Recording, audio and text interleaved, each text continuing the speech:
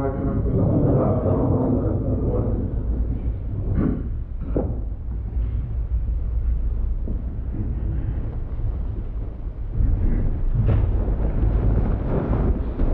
علیکم ورحمۃ اللہ. آج سب آ گئے ہیں وقت کے اوپر سے اپنی جگہ پہ. ماشاء اللہ.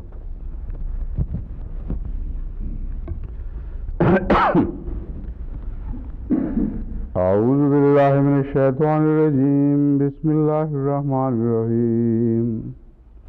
ان تجتنبوا کبائر ما تنہون عنہ نکفر عنکم سیئاتکم وندخلکم مدخلا کریما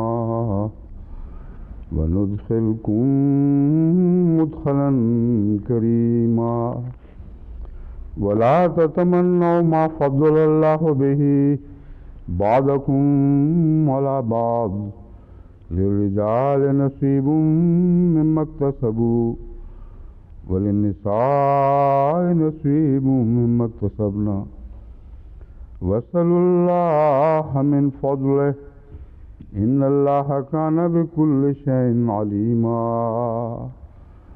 وَلِكُلٍّ جَعَلْنَا مَوَالِيَ مِمَّا تَرَكَ الْوَالِدَانِ وَالْأَقْرَبُونَ وَالَّذِينَ عَقَدَتْ أَيْمَانُكُمْ فَآتُوهُمْ نَصِيبَهُمْ ان اللہ کان علی کل شیء شہیدا. آیات 32، 33 اور 34 ہیں جن کی میں نے تلاوت کی ہے، اور ان میں سے آیت 32 پر ابھی درس جاری تھا کہ جب وقت ختم ہو گیا. ان تجتنبوا کبائر ما تنہون عنہ، اگر تم ان کبائر سے اجتناب کرو جن کے بارے میں تم منع کیے گئے ہو، ہم تمہاری برائیاں دور کر دیں گے اور تمہیں ایک معزز داخل ہونے کے مقام میں داخل کریں گے.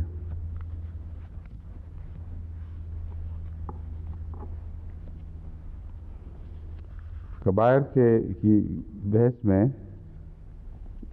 ایک حدیث جس میں 7 ہلاکت خیز امور کا ذکر ہے، یہ میں پڑھ چکا تھا یا پڑھ رہا تھا؟ پڑھ لی تھی.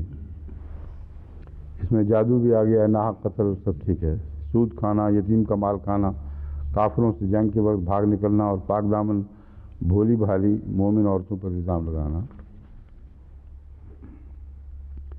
اب بہت سے کبائر ایسے ہیں جو مختلف احادیث میں مختلف ہیں، اس لیے کوئی قدر مشترک لفظ کبیرہ کی ہمیں ڈھونڈنی پڑے گی جس کا اطلاق ہر قسم کے گناہوں پر ہوتا ہو، لیکن بعض حالات میں بعض کبیرہ بن جاتے ہوں اور بعض دوسرے حالات میں بعض دوسرے کبیرہ بن جاتے ہوں. یہ امکان موجود ہے، لیکن اس بحث پر پھر میں کی بحث کی طرف واپس لوٹوں گا. اب ایک یہ بحث چلی ہے جو حضرت امام راضی نے بھی اٹھائی ہے کہ سب گناہ کبائر نہیں ہیں، سب گناہ کبائر ہیں. یہ جو بحث ہے، اس سلسلے میں حضرت امام راضی کیا فرماتے ہیں؟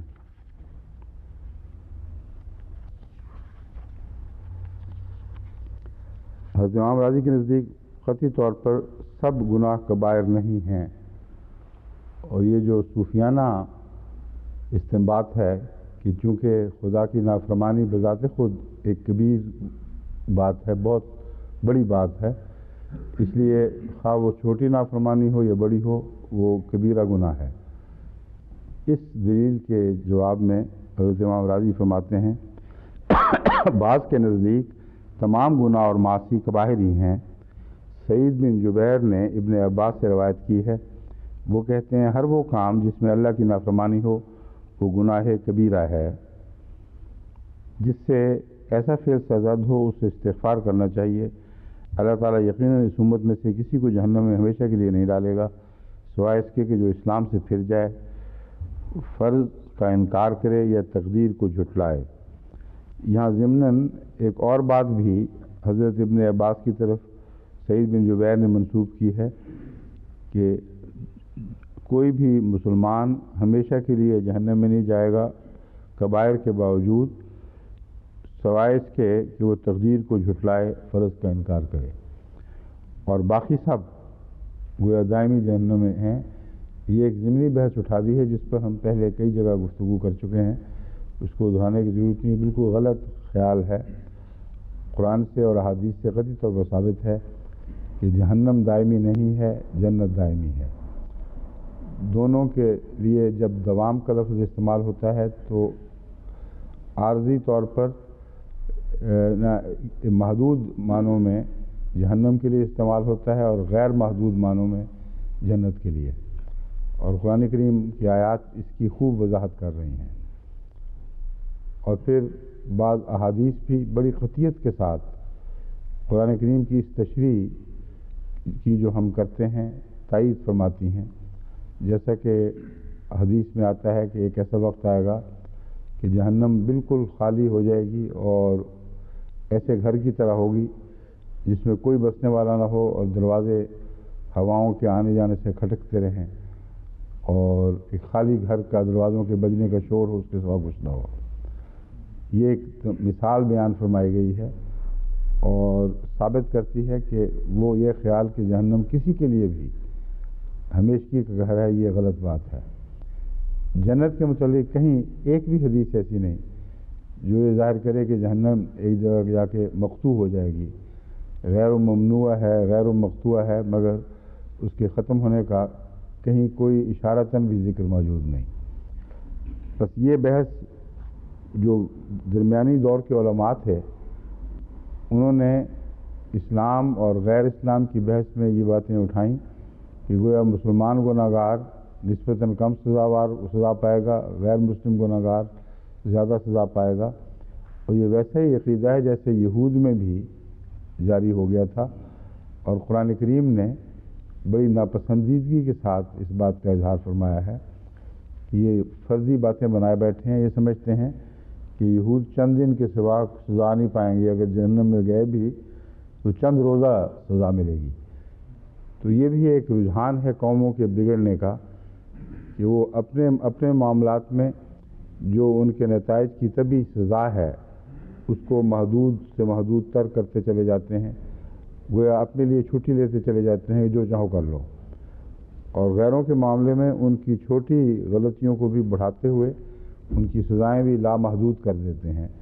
بس یہ جو ضمنی بات آئی ہے اس کا میں جواب پہلے دے رہا ہوں، اب میں باقی بات شروع کرتا ہوں۔ امام راضی کے نزدیک مندرجہ ذیل وجوہات کی بنا پر مذکورہ مسلک کمزور ہے۔ اگر ہر قسم کا گناہ کبیرہ کی ذیل میں آتا تو کبائر سے اجتناب کے نتیجے میں مٹائے جانے والے گناہوں اور کبائر میں فرق کس طرح ممکن تھا؟ بہت مضبوط دلیل ہے، منطقی دلیل، کہ اللہ تعالیٰ فرماتا ہے اگر تم کبائر سے اجتناب کرو گے تو میں تمہاری برائیاں دور کر دوں گا۔ اگر ہر گناہ کبیرہ ہی ہے تو برائیاں رہ کون سی گئی دور کرنے والی؟ کچھ بھی نہیں بچا۔ ادنا سے ادنا بھی نافرمانی بھی گناہ کبیرہ ہے، تو پھر باقی کیا رہا ہے جو خدا دور فرما دے گا؟ دوسری دلیل خدا نے خود فرمایا لا یغادر صغیرۃ ولا کبیرۃ الا احصاها، کہ قیامت کے دن جب انسان اپنے اعمال نامے کو دیکھے گا تو تعجب سے یہ کہے گا، یا ایک قسم کی بے بسی کا اظہار اس طرح کرے گا، لا یغادر صغیرۃ ولا کبیرۃ الا احصاها، مال حاضر کتاب، یہ کیسی کتاب تیار کر دی گئی ہے کہ نہ کوئی چھوٹی چیز چھوڑتی ہے، نہ کوئی بڑی چیز چھوڑتی ہے، چھوٹے سے چھوٹا گناہ بھی درج ہے اور بڑے سے بڑا بھی۔ تو صغیر اور کبیر کی بحث قیامت کے دن بھی اٹھا دی گئی ہے امام راضی کے نزدیک، اس لیے اس کے حق میں کوئی بھی دلیل نہیں کہ گناہ سارے ہی کبیرہ ہوتے ہیں۔ تیسری دلیل یہ بیان فرمائی کہ ہاں حضور صلی اللہ علیہ وسلم نے بعض گناہوں کو معین طور پر کبائر قرار دیا ہے، جیسے فرمایا شرک، جھوٹی قسم کھانا، والدین کی نافرمانی، قتل نفس۔ یہ اس امر کی قطعی دلیل ہے کہ بعض ایسے گناہ بھی ہیں جو کبائر نہیں ہیں، ورنہ یہ لسٹ یہ اتنی محدود کیوں ہوتی کہ صرف کبائر کے نیچے چند کا ذکر فرماتے، یہ فرما دیتے کہ ہر گناہ کبیرہ ہے، اس لیے پوچھتے کیا ہو۔ پھر امام راضی چوتھی دلیل دیتے ہیں کہ اللہ تعالیٰ نے فرمایا وَكَرِهَ إِلَيْكُمُ الْكُفْرَ وَالْفُسُوقَ وَالْعِصْيَانَ، کہتے ہیں خدا تعالیٰ نے ناپسند فرمایا تمہارے لیے کفر، فسوق اور عصیان۔ وہ کہتے ہیں اس سے ظاہر ہے کہ مناہی کی 3 الگ الگ اقسام ہیں اور ان میں درجہ بدرجہ فرق ہے۔ سب سے بڑی چیز کفر ہے، پھر فسوق، پھر عصیان۔ تو یہ ایک ہی درجے کے گناہ نہیں ہیں، ان کی ترتیب بتا رہی ہے کہ ان کے مقامات اور مراتب الگ الگ ہیں۔ کہتے ہیں بس فسق اور عصیان کے درمیان ضرور کوئی فرق ہے، ورنہ عطف واو کا لفظ نہیں آ سکتا تھا بیچ میں۔ اور یہ 3 دفعہ جو دہرایا گیا ہے یہ فرق ظاہر کرنے کے لیے دہرایا گیا ہے۔ وہ فرق یہی ہے جو ہم نے کبائر اور صغائر کے درمیان کیا ہے، بس کبائر سے مراد فسوق اور صغائر سے مراد عصیان ہے۔ کبائر سے مراد فسوق ہے اور صغائر سے مراد عصیان ہے۔ کبائر کی تفصیل اس بحث میں امام راضی لکھتے ہیں کہ قال ابن عباس کل ما جاء فی القرآن مقرونا بذکر الوعید فهو کبیرۃ نحو قتل نفس المحرمۃ وقذف المحصنۃ والزنا والربا واکل مال الیتیم والفرار من الزحف۔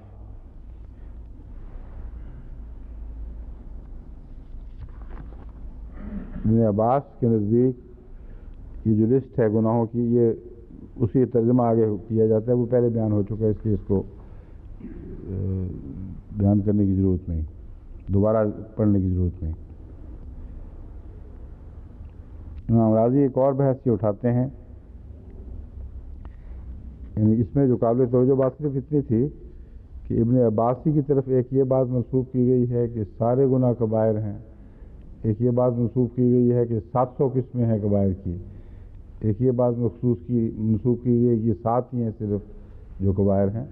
اس سے پتہ چلتا ہے کہ یہ مختلف روایتیں جو حضرت عباس کی طرف منسوب کی جاتی ہیں ان میں احتیاط سے کام نہیں لیا جاتا، اور اکثر حدیث کے ماہرین اس بات کو تسلیم کرتے ہیں کہ بعض ایسے راوی ہیں جن کی ایک خاص شہرت ہو چکی ہے۔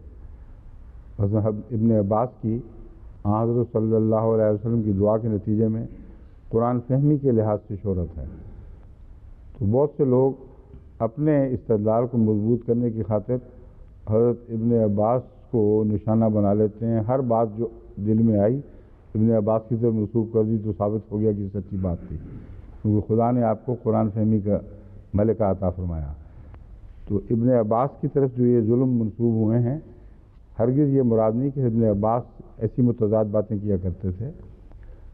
جنہوں نے اپنا ایک مسلک اختیار کیا ہے، بعض لوگ پرانے زمانوں میں یہ نیکی سمجھتے تھے کہ اپنی تائید میں کسی نیک آدمی کو شامل کر لیا جائے، اور سمجھتے تھے جھوٹ نہیں ہے، ایسا ہوا ہی ہوگا، وہ بڑا نیک تھا، ہم بھی نیک ہیں، ہمارے خیالات ضرور ملتے ہوں گے۔ تو اس لیے بعض صوفیاء نے بھی جھوٹی حدیثیں گھڑی ہیں۔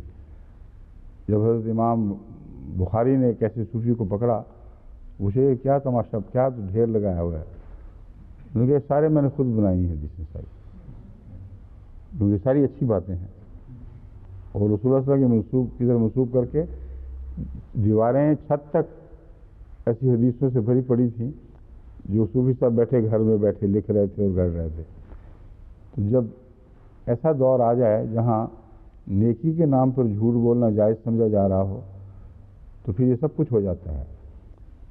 مگر آپ کو جس شخص کی طرف بات منسوب کی جاتی ہے اس کی بنیادی حیثیت، اس کے مرکزی کردار کو پیش نظر رکھنا چاہیے، اور سب سے اچھا طریق کسی چیز کو جانچنے کا یہ ہے کہ اس کی طرف یہ بات منسوب ہو سکتی ہے یا نہیں ہو سکتی۔ جب اللہ کی طرف بات منسوب کی جائے تو ہر فطرت گواہی دیتی ہے کہ اللہ ایسی بات نہیں کر سکتا۔ جو رسول کی طرف بات منسوب کی جائے تو ہر فطرت گواہی دیتی ہے سوائے اس کے کہ وہ ٹیڑھی فطرت ہو، مگر اس کے خلاف پھر ٹھوس دلائل پیش کیے جا سکتے ہیں کہ یہ فطرت نہیں ہے بلکہ ایک شخص کا اپنا ٹیڑھا پن ہے۔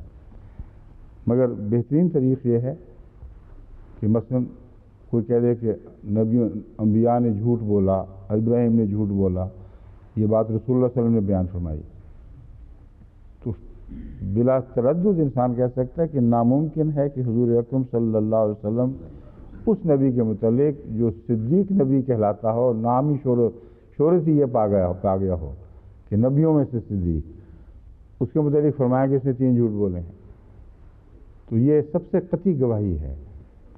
جو ایک شخص کا کردار ہے جس کو خدا تعالیٰ نے توحید کا علمبردار کے طور پر اور سچائی کے علمبردار کے طور پر پیش کیا ہو، اس کی طرف کوئی حدیث شرک منسوب کر دے، جھوٹ منسوب کر دے، تو ہرگز کبھی انسانی فطرت اسے قبول نہیں کر سکتی، پھر توجیہ کرنی پڑے گی، جیسا کہ ہم نے کی ہیں کئی دفعہ۔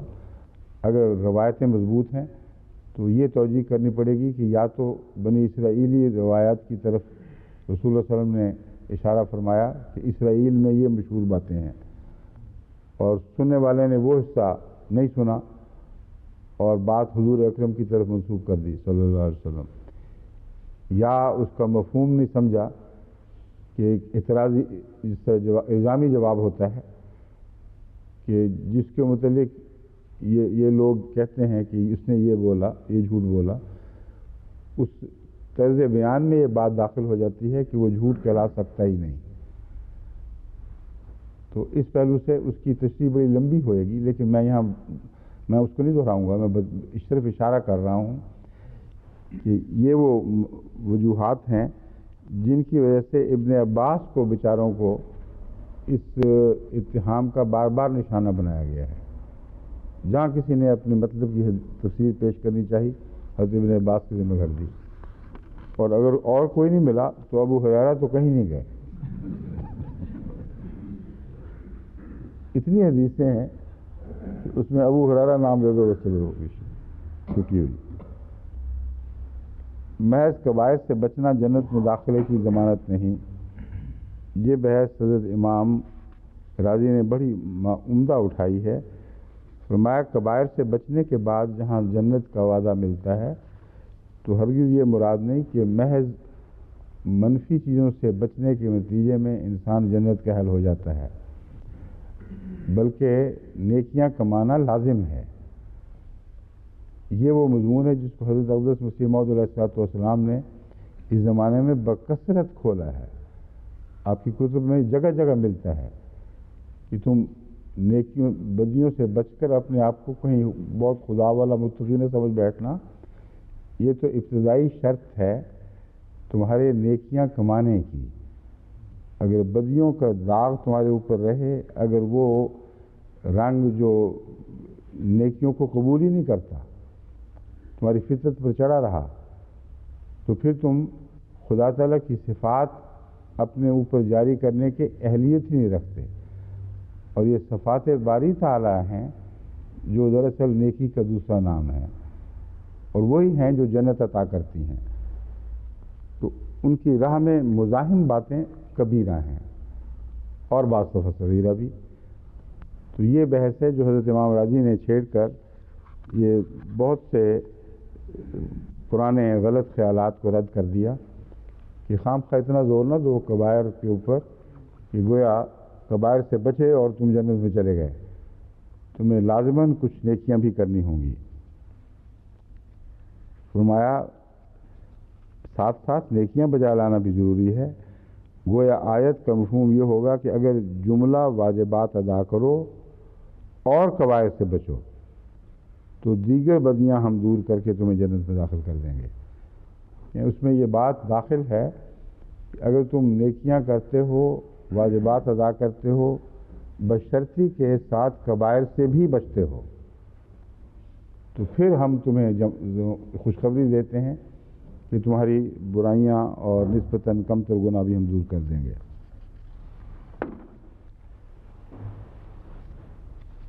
علامہ آلوسی نے کبیرہ اور صغیرہ کی بڑی تفصیلی بحث اٹھائی ہے، اور کیونکہ بہت سی باتیں الگ الگ موقعوں پر مختلف علماء کے حوالے سے میں بیان کر چکا ہوں، اس لیے اس تفصیلی بحث کو یہاں چھیڑنے کی ضرورت نہیں، سوائے اس کے کہ علامہ غزالی کے حوالے سے ایک بات جو کہی گئی ہے وہ بہت اہم ہے، اس لیے وہ میں یہاں رکھتا ہوں آپ کے سامنے۔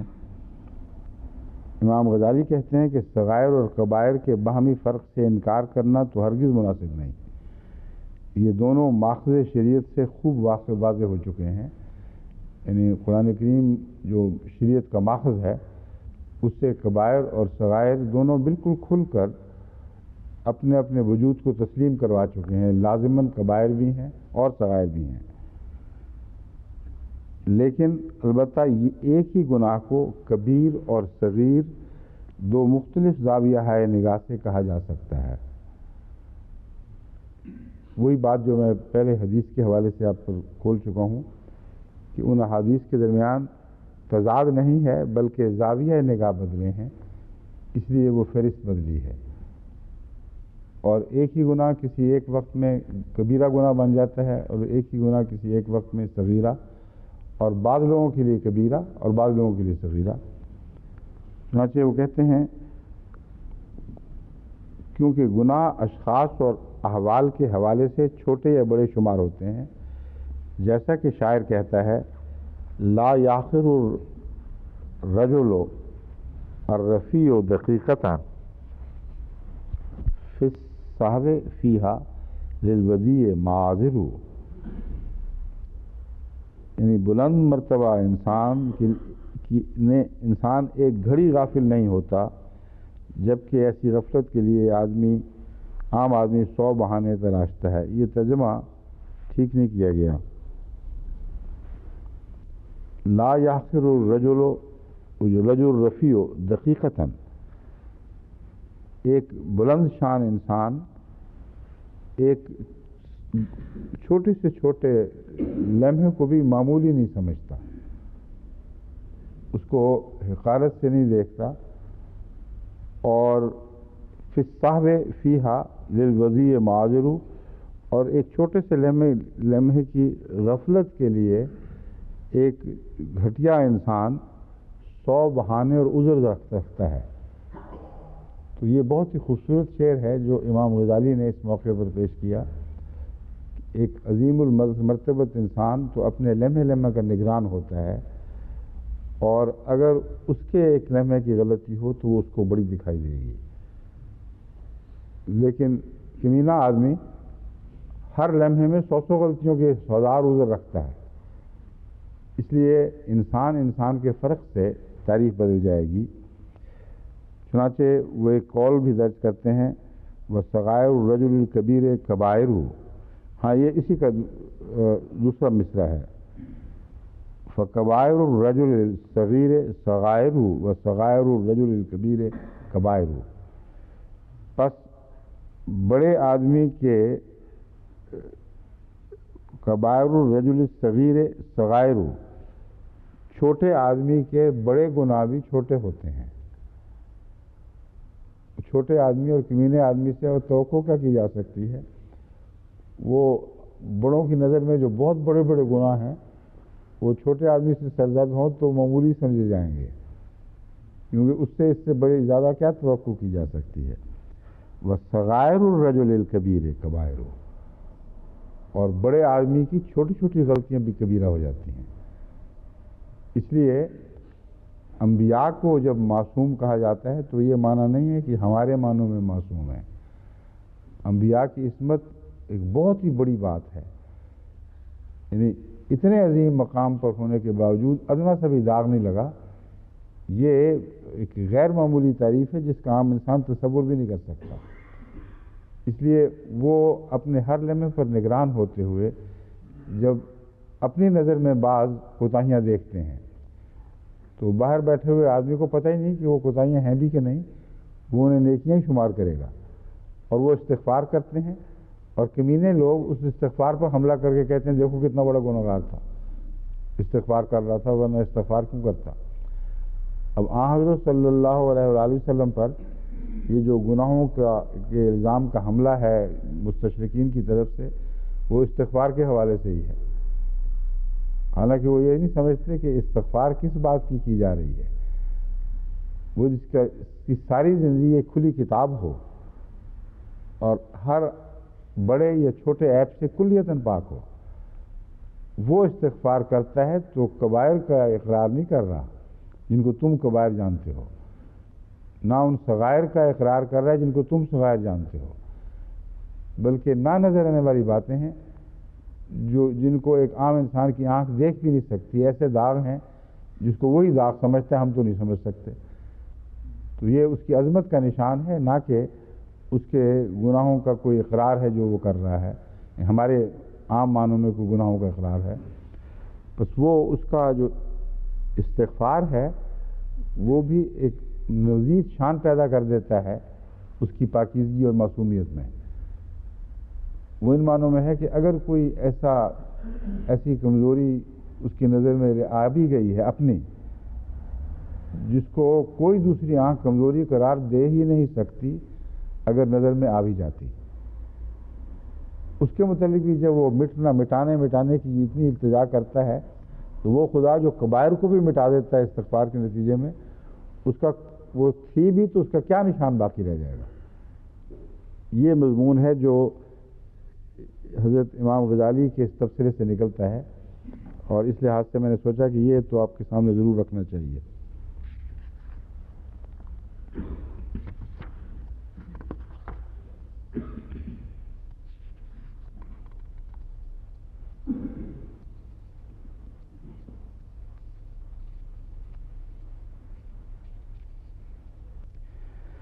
وہ جو محاورہ تھا وہ یہ تھا، حسنات الابرار سیئات المقربین، جس کو وہ میں غلطی سے دوسرے شعر کو میں نے سمجھا تھا وہ محاورہ پیش کیا، وہ محاورہ آگے آتا ہے جو پیش کرتے ہیں۔ وہ کہتے ہیں حسنات الابرار سیئات المقربین، جو نیک لوگ ہیں ان کی نیکیاں، ان کے جو خدا کے مقرب ہیں ان کی بدیاں دکھائی دیں گی آپ کو، مقام کے اور مرتبے کے لحاظ سے فیصلے بدل جائیں گے۔ عام لوگ جو ہیں وہ ابرار کہلاتے ہیں، بڑے نیک لوگ، وہ جن کی نیکیاں آپ کو آنکھوں کو چندھا دے دیتی ہیں، وہ انبیاء میں وہ ہوں تو وہ کوئی حیثیت ہی نہیں ان کی نیکیوں کی، تو کچھ بھی نہیں، یہ تو انبیاء کی کمزوریوں میں شمار ہونی چاہیے اگر ہوں تو۔ یہ ایک مبالغہ ہے طریق بیان میں، لیکن بعض صورتوں میں ایسا ممکن ہوتا ہے کہ کسی کی نیکی دوسرے کی طرف منسوب کی ہے تو اس کی ذات میں وہ بدی دکھائی دے گی۔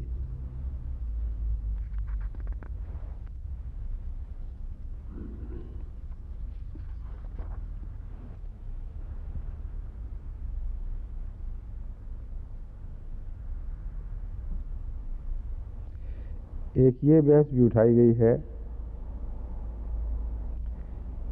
کہ ایک حدیث میں آتا ہے کہ 5 نمازوں کی یہ کیفیت ہے کہ اگر کبائر سے بچا جائے تو ہر ایک نماز پہلی نماز کے بعد ہونے والے گناہوں کا کفارہ ہو جاتی ہے۔ جب نمازیں کفارہ بن جائیں تو کوئی ایسا گناہ باقی نہ رہے جسے مٹانے کی ضرورت ہو۔ اس صورت میں آیت کا مضمون متحقق نہیں ہوتا۔ یہ عجیب باریک سا اعتراض نکالا گیا ہے۔ وہ کہتے ہیں ایک یہ بھی حدیث ہے کہ ہر نماز اگر کبائر نہ ہوں تو پہلی نماز اور اس نماز کے درمیان ہونے والے صغائر کو دھو ڈالتی ہے۔ تو ایسی صورت میں وہ کہتے ہیں پھر قرآن کریم کا وہ جو یہ دعویٰ ہے کہ کبائر سے اجتناب کرو تو ہم دور کر دیں گے، یہ ایک الجھن والا دعویٰ بن جائے گا۔ ہر نماز کے بعد وہ خود بخود دور ہو جاتے ہیں تو پھر باقی رہ کے جاتا ہے جسے دور کرتے ہیں۔ یہ اعتراض بالکل ایک سطحی سی بات ہے۔ امر واقعہ یہ ہے کہ اس حدیث میں وہ خدا کے گناہوں کمزوریوں کو دور کرنے کے طریق کا اظہار فرمایا گیا ہے۔ یہ نہیں کہ تم خود بخود کرتے چلے جاتے ہو اور اللہ بعد میں اعلان کر دے کہ میں نے جھاڑ دیے سارے گناہ۔ مراد یہ ہے کہ جو گناہ کبائر کا اجتناب کرنے والے لوگ ہیں ان کا نماز کا روزانہ عمل اس بات کا ضامن بن جاتا ہے کہ ان کے صغائر ساتھ ساتھ صاف ہوتے رہیں، کیونکہ ہر نماز اس سے پہلی نماز کے درمیان ہونے والی غلطیوں کی طرف متوجہ کرتی ہے، اور اس بات کی ضامن ہو جاتی ہے کہ انسان استغفار کی طرف مائل ہو اور شرمندہ ہو کہ ان دو نمازوں کے درمیان میں کیا کر چکا ہوں۔ یہ وہ نظام ہے جو کفارے کا نظام ہے خدا تعالیٰ کی طرف سے جاری کردہ، اس نظام کے ذریعے پھر کمزوریاں صاف ہوتی ہیں۔ اس مضمون کو رسول اللہ صلی اللہ علیہ وآلہ وسلم نے ایک دوسری جگہ یوں بیان فرمایا کہ کیا ایسا شخص جس کے گھر کے دامن میں نہر بہتی ہو شفاف پانی کی اور وہ 5 وقت اس میں نہاتا ہو، کیا توقع رکھ سکتے ہو کہ اس کے جسم پر کوئی داغ میل باقی رہے گی؟ تو یہ مراد ہے، اس لیے کوئی تضاد نہیں ہے ہرگز، لیکن علماء جب باریک چٹکلوں میں داخل ہوتے ہیں تو پھر اس قسم کی باتیں پیدا ہو جاتی ہیں۔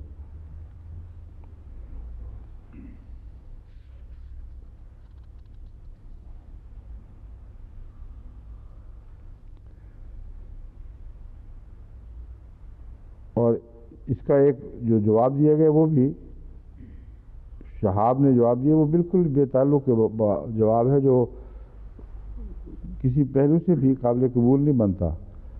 وہ کہتے ہیں اصل بات یہ مجتنبہ آیت کے مضمون پر اس طرح دلالت کرتے ہیں کہ اگر اس نے نماز نہ پڑھی تو گویا کبیرہ کا ارتکاب کیا۔ اب اس کا تو کوئی تعلق ہی نہیں اس بات سے، وہ مضمون اپنی جگہ ایک ثابت اور جاری مضمون ہے جس کو دوسری احادیث تقویت دیتی ہیں کہ ہر نماز انسان کی کمزوریوں کو دھونے والی ہوتی ہے، اور نتیجہ یہ نکلتا ہے کہ ایک سچا نمازی 5 وقت جب نماز پڑھتا ہے تو اس کا اثر یہ ہونا چاہیے کہ ہر نماز سے اس کی کمزوریاں دور ہوں، اور یہ امتحان ہے اس کا۔ اگر وہ 5 وقت نمازوں سے گزرتا ہے اور کسی کمزوری کی طرف اس کی توجہ مبذول نہیں ہوتی، اگر کوئی نماز بھی اسے شرمندہ نہیں کرتی کہ اس دوران تم سے یہ بھی غلطی ہوئی اور یہ بھی غلطی ہوئی، اگر اس شرمندگی کے نتیجے میں اصلاح کی ایک کوشش کا آغاز اندرونی طور پر نہیں ہو جاتا تو ثابت ہوا کہ اس نے سچی نماز پڑھی ہی نہیں۔ بس 5 نمازوں کا قبولیت کا معیار یہ بیان ہو گیا کہ اگر وہ مقبول نمازیں ہیں تو لازماً تم روزانہ دھل دھل کر صاف پاک ہو کر رات کو نیند سونے سے پہلے ایک صاف وجود لے کر خدا کے حضور حاضر ہوا کرو گے۔ علامہ شام القاسمی نے ایک تقسیم یہ کی ہے، اس آیت سے پتہ چلتا ہے کہ صغیرہ گناہ کبائر سے اجتناب پر مٹا دیے جاتے ہیں۔ یہ ان لوگوں کا رد ہے جو کہتے ہیں کہ صغیرہ کوئی نہیں، تمام معاصی کبائر ہی ہیں۔ انہوں نے یہ دلیل اس آیت سے نکالی ہے تو یہ صاف ظاہر کرتی ہے کہ اگر صغیرت ہے ہی نہیں تو پھر مٹایا کیا جاتا ہے۔ امام راضی اپنی مفصل بحث میں اس کو لے آئے ہیں پہلے ہی۔ امام شوکانی فرماتے ہیں تمام گناہ کبائر ہوتے ہیں، بعض کو صغیرہ بالمقابل بڑے گناہوں کی نسبت سے کہا جاتا ہے، جیسے ایک فلاں گناہ اور فلاں گناہ اور فلاں گناہ۔ اس لیے گناہ سارے کبائر ہوتے ہیں، مگر نسبتی بات ہے۔ یہ بات کہہ کے مضمون کو الجھا دیا گیا ہے بجائے کھولنے کے۔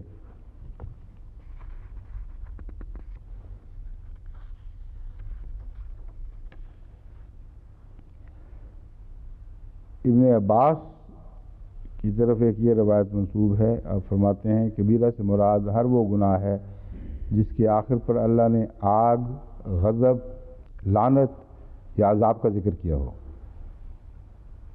ابن مسعود کہتے ہیں کبائر سے مراد وہ تمام کام ہیں جن سے اللہ تعالیٰ نے اس صورت میں ابتدا سے لے کر اس آیت تک جو پڑھی جا رہی ہے اس وقت تک روک دیا ہے۔ ان تجتنبوا کبائر ما تنہون عنہ سے وہ یہ دلیل نکالتے ہیں کہ یہاں اسی صورت میں جو ممنوع چیزیں ہیں ان کے ذکر میں فرمایا گیا ہے، حالانکہ یہ جو آیت کا منطوق ہے وہ محدود نہیں ہے اس صورت کی مناہی میں ہرگز۔ ما تنہونا ایک جاری فعل ہے جس سے تم منع کیے جاتے ہو، یہ ہرگز نہیں فرمایا جسے تم منع کیے گئے ہو۔ تو ہر وہ بات جس سے خدا منع فرما دیتا ہے اور تمہیں منع کر دیا جاتا ہے، وہ اگر تم کرو گے ان کبائر کو جن کو واضح طور پر منع کر دیا گیا ہے، تو اس میں تم پر پھر عذاب واجب ہو جائے گا، سوائے اس کے کہ اللہ مغفرت کا سلوک فرمائے۔ سعید بن جبیر کہتے ہیں کہ ایک شخص نے ابن عباس سے پوچھا، اب پہلے ابن عباس کا جواب یہ ہے کبیرہ سے مراد وہ گناہ ہے جس کے آخر پر آگ، غضب، لعنت یا عذاب کا ذکر ہے۔ سعید بن جبیر کہتے ہیں ایک شخص نے ابن عباس سے پوچھا کہ کیا کبائر صرف 7 ہیں؟ فرمایا 7 سے لے کر قریباً 700 تک ہیں۔ اب دیکھیں کتنا بڑا فرق پڑ گیا ہے ان دو باتوں میں۔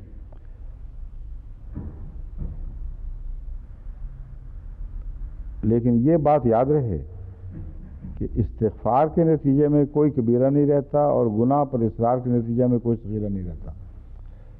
یہ ایک نقطے کی بات ہے۔ غالباً وہ 700 کی تشریح، اگر یہ حضرت ابن عباس ہی کا قول تھا تو اس قول کی تشریح یہ فکرہ کر رہا ہے کہ 700 کے 700 مقام جہاں کسی کام کرنے سے منع فرمایا گیا ہے وہ سارے کبیرہ بن سکتے ہیں، شرط یہ ہے کہ اس پر انسان اصرار کرے۔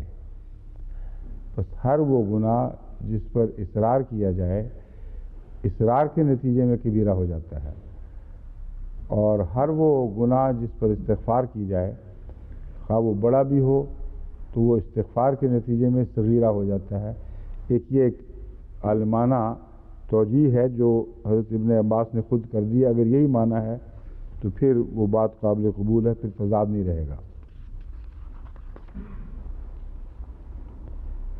علامہ ابو عبداللہ القرطبی، قرطبہ کے رہنے والے ہیں اس لیے القرطبی کہلاتے ہیں۔ بعض دفعہ عام طور پر لوگ قرطبی کہہ دیتے ہیں، یہ لفظ قرطبہ ہے، انگریزی میں بھی کورڈوبا کہا جاتا ہے، اسی لیے وہ پیش کے قائم مقام دو لفظ جو او کی آواز ہے وہ پیش کی قائم مقام ہے۔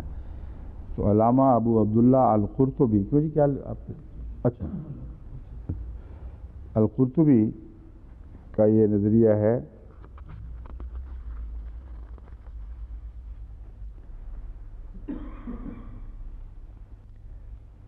وہ لکھتے ہیں ابو سعید بن عرابی سے ابو داود سجستانی نے بیان کیا کہ امام احمد بن حنبل نے فرمایا تمام مسلمان جنت میں جائیں گے۔ میں نے پوچھا وہ کس طرح؟ تو کہنے لگے اللہ تعالیٰ نے فرمایا ہے ان تجتنبوا کبائر ما تنہون عنہ نکفر عنکم سیئاتکم وندخلکم مدخلا کریما، یعنی حضرت صلی اللہ علیہ وسلم یہاں یہ وعدہ فرما دیا کہ کبیرہ سے تم اجتناب کرو تو صغائر کو میں معاف کرتا چلا جاؤں گا، دور کر دوں گا، یعنی عملاً یہ کہ ان کو معاف کر دوں گا۔ اور حضرت صلی اللہ علیہ وسلم نے فرمایا میں اپنی شفاعت کو امت کے ان لوگوں کے لیے بچا رکھوں گا جو کبائر کے مرتکب ہوں گے۔ تو جو چھوٹے موٹے گناہ تھے وہ تو خدا نے خود ہی معاف فرما دیے، جو بڑے بڑے تھے وہ رسول اللہ صلی اللہ علیہ وسلم نے معاف کروا لیے۔ یہ مضمون بن گیا شفاعت کا۔ تو کہتے ہیں پھر باقی کیا رہا؟ اس لیے کسی مسلمان کو فکر کی ضرورت کیا ہے؟ جو چاہے کرتا پھرے، چھوٹا ہو بڑا ہو، چھوٹے خدا معاف کر لے گا اور بڑے رسول اللہ صلی اللہ علیہ وسلم معاف کروا لیں گے شفاعت کر کے۔ حیرت انگیز یہ جو خلل کی باتیں اس شریعت میں داخل کر دی جاتی ہیں جب اس قسم کی سوچیں شروع ہو جائیں۔ علامہ شاکاشانی کہتے ہیں کہ کبائر سے مراد تمام وہ 7 گناہ ہیں جو واصل جہنم کرنے والے ہیں، جہنم میں داخل کرنے والے ہیں۔ امام باقر نے بھی یہی تعریف کی ہے کہ کبائر سے مراد واصل جہنم کرنے والے 7 گناہ ہیں۔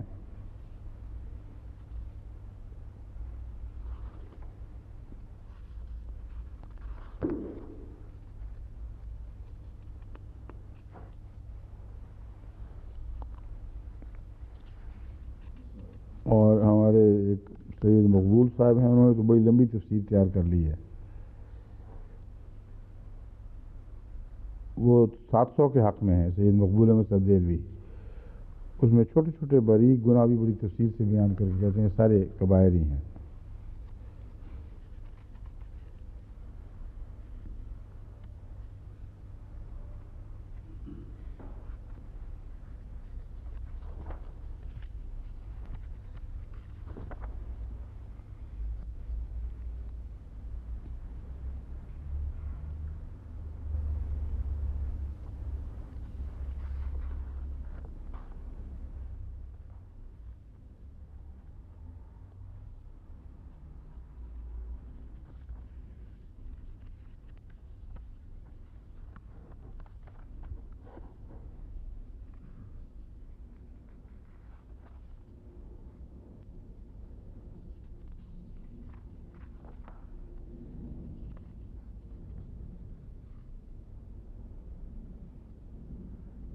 حضرت مسلم موعود کے کچھ نوٹس ہیں، آپ کے قلمی ہیں یا لوگوں نے جو آپ کی گفتگو سے تیار کیے ہیں. یہ غالباً ساری چیزیں ان نوٹس کی صورت میں ایک بورڈ نے پھر مرتب کیے ہیں. ان میں یہ حضرت مسلم موعود کی طرف یہ الفاظ منسوب ہیں کہ میرے نزدیک بعض باتیں انسان پر بوجھل ہوتی ہیں، جیسا کہ انہا لکبیرۃ، کہ جیسا کہ یہ فرمایا کہ یہ چیز، یہ بات بہت بوجھل ہے مگر ان لوگوں کے لیے جو خدا تعالیٰ کی خشیت اختیار کریں. اسی طرح یہاں ہے پس فرمایا جو گناہ تم کو چھوڑنے بوجھل ہوں اور مشکل معلوم ہوتے ہوں وہ چھوڑ دو تو دوسرے گناہ خود بخود چھوٹنے شروع ہو جائیں گے. یہ تفسیری نوٹ ہے. مطلب یہ ہے کہ وہ گناہ جو کسی خاص عادت کی بنا پر یا کسی غیر معمولی تعلق کی وجہ سے تمہیں اتنے عزیز ہو چکے ہوں، گویا ڈرگ ایڈکشن کی طرح تم ان کے عادی بن گئے ہو، ایسے گناہ جن کا چھوڑنا اس وجہ سے مشکل ہو جائے، وہ ہر انسان کے اپنے حالات کے مطابق الگ الگ ہو سکتے ہیں. تو ہر انسان کا کبیرہ الگ ہو جائے گا ان معنوں میں. تو اللہ تعالیٰ فرماتا ہے وہ مشکل جو ہے وہ تم چھوڑ دو تو جو نسبتاً آہستہ چیزیں ہیں وہ ہم دور کر دیں گے. اس کا مطلب یہ ہے کہ مشکل سے سفر اختیار شروع کرو تو چھوٹوں کا دور ہونا ایک طبی نتیجہ بن جائے گا. حضرت مسلم موعود تفسیر میں یہ نہیں کہنا چاہتے کہ مشکل تم دور کرو آسان ہم دور کر دیں گے، یہ تو الٹ بات ہو جائے گی. اگر یہ کہنا چاہتے اس نوٹ سے غلط نتیجہ نہ کوئی مرتب کر لے، مترتب کر بنائے یا غلط نتیجہ نہ کوئی نکال بیٹھے. صرف آپ کی مراد یہ ہے کہ تم اگر اپنی برائیاں دور کرنے چاہتے ہو تو اس کا حل یہ نہیں ہے کہ پہلے چھوٹی چھوٹی شروع کرو اور پھر اوپر کی طرف جاؤ. انسانی فطرت اس طریق پر برائیاں دور کرنے میں مددگار ثابت نہیں ہوتی. کڑی چیز پہ ہاتھ ڈال جاؤ، جو سب سے مشکل چیز ہے اس پر ہاتھ ڈالو اور مضبوطی سے اس کو توڑ کر پھینک دو، تو پھر دیکھو گے کہ اس سے نچلی سطح کے گناہ اور کمزوریاں تھیں وہ خود ہی ظاہر ہونے شروع ہو جائیں گے. تو یہ ایک فطری طریقہ کار ہے جس کی طرف اللہ تعالیٰ اس آیت میں توجہ دلاتا ہے. یعنی ایک معنی اس کا یہ بھی ہے.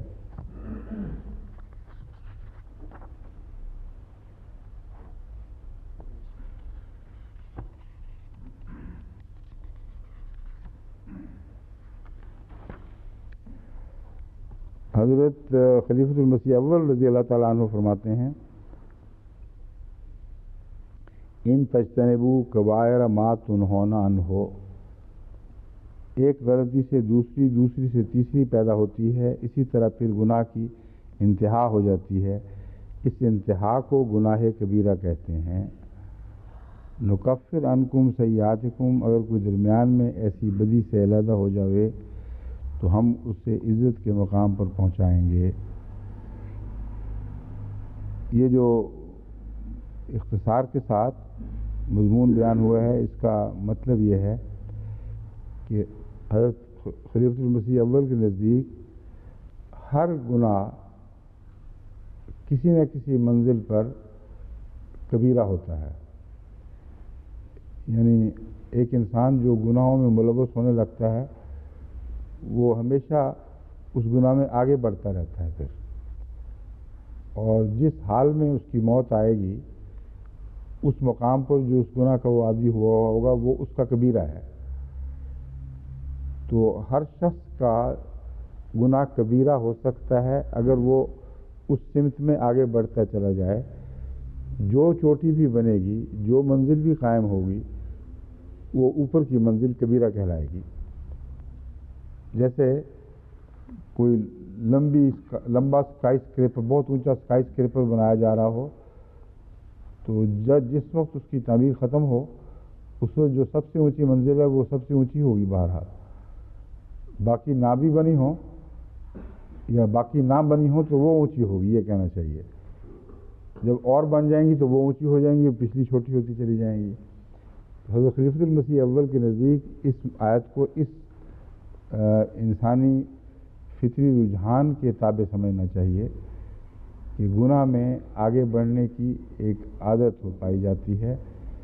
بس تم کبیرہ کو چھوڑو، مراد یہ ہے کہ جس آخری مقام پر پہنچے ہو اس سے واپسی کا سفر شروع کرو.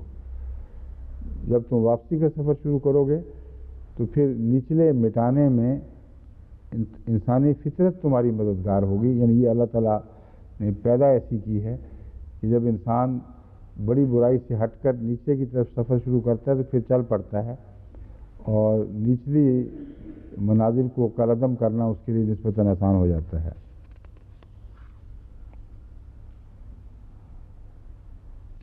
بس اسی مضمون میں ایک اور تعریف جو تشریح اذہان ستمبر 1913 میں شائع ہوئی ہے، آپ فرماتے ہیں ہر نافرمانی کا ابتدا صغیرہ اور انتہا کبیرہ ہے.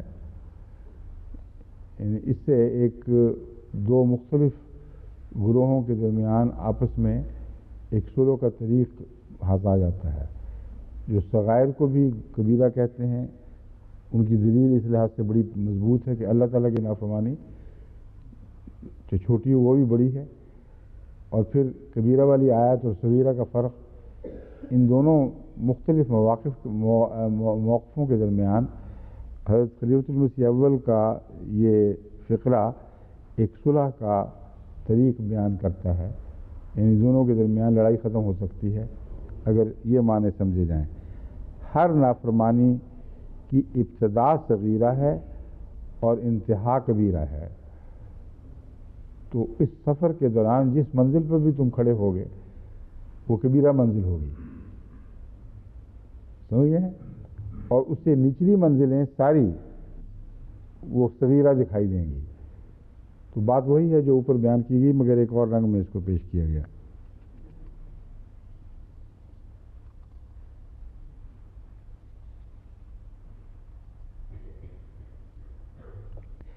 ایک اور تشریح آپ یہ فرماتے ہیں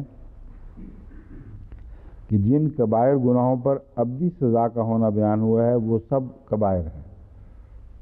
ایک نقطۂ نگاہ سے جو عارفانہ اور فلسفیانہ نقطۂ نگاہ ہے، آپ نے کبیر اور صغیر کے مضمون کو کھولا. دوسری جگہ جو خالصتاً فقہی نقطۂ نگاہ ہے، اس نقطۂ نگاہ سے آپ فرماتے ہیں کہ یہ تشریح ممکن، یہ تعریف درست ہے کہ ہر ایسے گناہ کو کبیرہ کہنا چاہیے جس کی سزا ابدی بیان کی گئی ہے.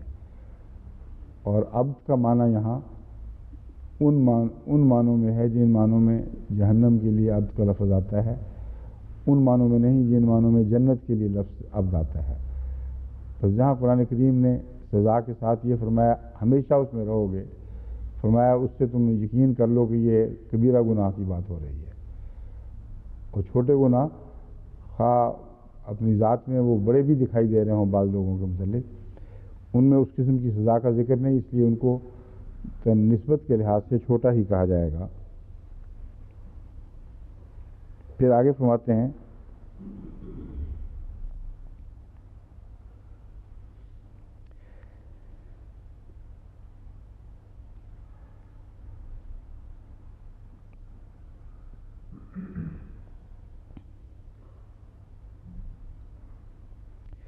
بڑے گناہ کے مرتکب کو اللہ کا فضل ابدی جہنم سے نکال لاتا ہے، اور اس ابدی سزا کے موجب پر یہ فضل نجات کا موجب غالب آ جاتا ہے۔ مثلا ایک شخص نے تھوڑی سی گرم چیز کھا لی، وہ گرم چیز ضرور گرمی کرے گی۔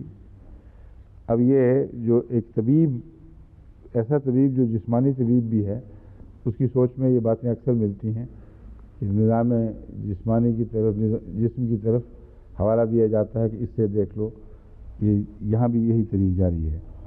فرماتے ہیں ایک شخص نے تھوڑی سی گرم چیز کھا لی، وہ گرم چیز ضرور گرمی کرے گی۔ اب گرم چیز سے مراد وہ ظاہری طور پر ہاتھ لگانے والی گرمی نہیں ہے، بلکہ طبی اصطلاح ہے جس کو کھانے کے بعد انسان کا جسم گرم ہو جاتا ہے اور اس کو سردی کم لگتی ہے۔ اور بعض دفعہ ایسے لوگ جو مریض ہو جائیں گرمی کے، ان کو سخت سردی میں بھی بالکل احساس نہیں رہتا، جیسا کہ یہاں بھی بعض بزرگ موجود ہیں۔ تو اس لیے وہ حضرت خلیفہ مسیح اول یہ حوالہ دے رہے ہیں، کہتے ہیں لیکن اگر ساتھ اس کا توڑ بھی ساتھ کھا لو ٹھنڈا کرنے والا، تو پھر وہ گرمی اثر نہیں دکھائے گی۔ تو مراد یہ ہے کہ ابدیت کو، جو سزا کی ابدیت ہے، اس کو ٹھنڈا کرنے والا مضمون فضل سے نکلتا ہے۔ تو جب اللہ کے فضل کی آمیزش ساتھ ہو جائے تو گناہوں کی گرمی کو وہ توڑ دیتی ہے اور انہیں ٹھنڈا کر سکتی ہے۔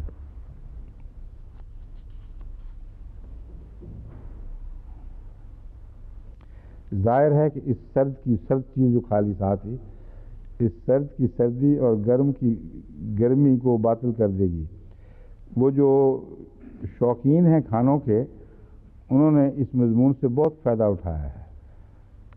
وہ کہتے ہیں جو مرضی کھا جاؤ، اگر تمہیں پتہ ہو کہ اس کھانے کا توڑ یہ ہے تو پھر کھاتے چلے جاؤ، کوئی فرق نہیں پڑتا۔ اور جو توڑ ہے وہ بھی ایک کھانا ہی ہے۔ چنانچہ بنگالی صاحب میرے سامنے بیٹھے ہوئے ہیں، ان کے ملک میں جا کر مجھے اس کا پہلی دفعہ علم ہوا کہ یہ بھی ایک نظریہ حیات ہے۔ چنانچہ ہمارے ساتھ جو ایک بزرگ سفر کر رہے تھے، حضرت مولوی ابوالعطاء صاحب مرحوم رضی اللہ صحابہ کی ٹرم میں، لیکن وہ رحمہم اللہ تعالیٰ، ان کے ابا جان امام صاحب کے، ان کے ساتھ چھیڑ خانی، محبت کی چھیڑ خانی جیسا جنت میں بھی ہوگی، اس طرح ہمارے اس وقت کے امیر امام محمد صاحب نے کی، اور زبردستی ان کو زیادہ کھلا دیا۔ مولوی صاحب بیچارے احتجاج کرتے رہے، مگر آخر مجبور تھے، مہمان بے حد اصرار کرے تو 2 لقمے انسان ظاہر کھا بھی لیتا ہے۔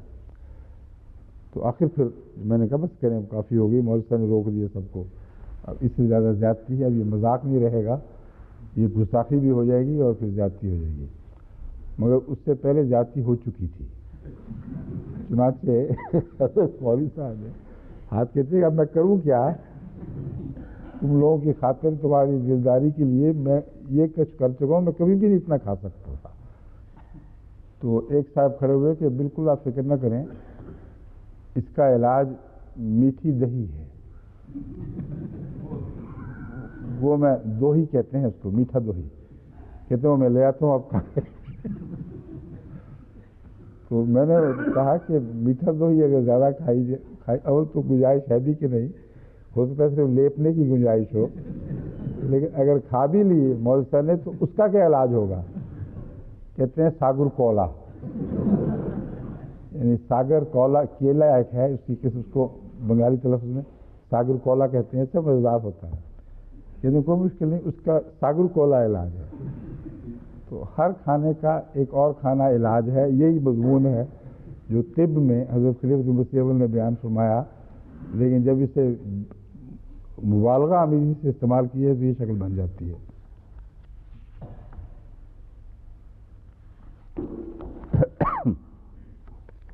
باقی تو بیضاوی کی بعض باتیں ہیں جو اکثر گزر چکی ہیں، کوئی خاص اہمیت کی بات نہیں ہے۔ اب میں واپس اس آیت کی عمومی تشریح کی طرف آتا ہوں۔ سیدھا سادہ صاف کلام بالکل واضح یہ ہے ان تجتنبوا کبائر ما تنہون عنہ نکفر عنکم سیئاتکم، کہ اگر تم کبائر سے اجتناب کی دیانتداری سے کوشش کرتے رہو گے، نکفر عنکم سیئاتکم، ایک معنی جو میں سمجھتا ہوں اور جو بہت اہم ہے وہ یہ ہے کہ نکفر سیئات کا جو لفظ ہے وہ کبائر ہی کی طرف پھیلے جاتا ہے۔ کوئی انسان اپنی کوشش سے یہ طاقت ہی نہیں رکھتا کہ کسی گناہ کو بھی ترک کر سکے۔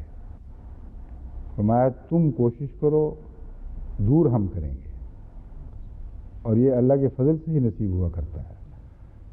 بس اس مضمون کی اور بھی بہت سی آیات ملتی ہیں جن سے پتہ چلتا ہے والذین جاہدوا فینا لنہدینہم سبلنا، جو لوگ ہمارے اندر جد و جہد کرتے ہیں، کوشش کرتے ہیں، ان کی کوشش سے ہم نہیں ملا کرتے، لنہدینہم سبلنا، ہم ہی ہیں جو انہیں اپنی راہوں کی طرف ہدایت دے کر لے جاتے ہیں یا ہاتھ پکڑ کر لے جاتے ہیں۔ تو میرے نزدیک سب سے پہلا جو اس آیت کا حقیقی مفہوم ہے وہ یہی ہے کہ سیئات سے مراد ہر قسم کی برائیاں ہیں، اور اس میں کبائر برائیاں بھی ہیں اور صغائر برائیاں بھی ہیں۔ تو فرمایا اگر تم کبائر سے اجتناب کرو گے تو یہ کوشش بھی تمہاری ہرگز کامیاب نہیں ہو سکتی جب تک ہم تمہارے مددگار نہ بنیں۔ تم نیت کرو اور ارادہ کرو، ہم وعدہ کرتے ہیں نکفر عنکم سیئاتکم، ہم تمہاری برائیاں دور فرما دیں گے۔ ان اللہ لا یغیر ما بقوم حتی یغیروا ما بانفسہم، فرمایا اللہ تعالیٰ کسی قوم کی کوئی حالت بدلتا نہیں جب تک وہ خود ارادہ نہ کر لے۔ تو نیت کا آغاز انسان سے شروع ہوتا ہے، فیصلہ وہ کرتا ہے۔ اگر بدیوں سے رکنے کا حقیقی ارادہ ہے پھر دعا مانگے تو اللہ تعالیٰ ضرور اس کو قبول فرمائے گا، اور بڑی سے بڑی بدی بھی خدا دور فرما سکتا ہے جبکہ انسان کو خود طاقت نہیں ہے۔ اور دوسرا یہ مفہوم بھی اس سے واضح ہے کہ جب خدا بڑی بدیوں میں تمہارا مددگار ہو جاتا ہے تو اس کے نتیجے میں چھوٹی خود بخود ظاہر ہونے لگتی ہیں، اور یہ سلسلہ جاری رہتا ہے، رکتا نہیں۔ یہ مراد نہیں ہے کہ ایک دفعہ تم بڑی بدیوں سے بچنے کی ارادہ کرو اور کوشش کرو تو خدا بڑی بدیاں دور کر کے وہیں کھڑا ہو جائے گا۔ فرمایا خدا کا فضل پھر جاری رہے گا، آغاز تم نے کر لیا، منتہا تک خدا نے پہنچانا ہے، اور خدا صرف اس بدی سے نہیں تمہیں دور کرنے میں تمہاری مدد نہیں فرمائے گا جو کبائر کہلاتی ہے، بلکہ نچلے درجے کی ساری بدیوں تک مسلسل تمہیں ہاتھ پکڑ کر آگے بڑھاتا رہے گا، یہاں تک کہ تم اس لائق ٹھہرو وَنُدْخِلَكُمْ مُدْخَلًا كَرِيمًا، وَنُدْخِلْكُمْ مُدْخَلًا كَرِيمًا، کہ پھر ہم تمہیں ایک معزز داخل ہونے کے مقام پر داخل کریں، اس طریق پر داخل کریں جنت میں جو معزز لوگوں کو زیب دیتا ہے اور معزز لوگوں کا داخل ہونے کا طریق ہے۔ یہ مضمون ان آیات سے بین ہی مطابقت رکھتا ہے۔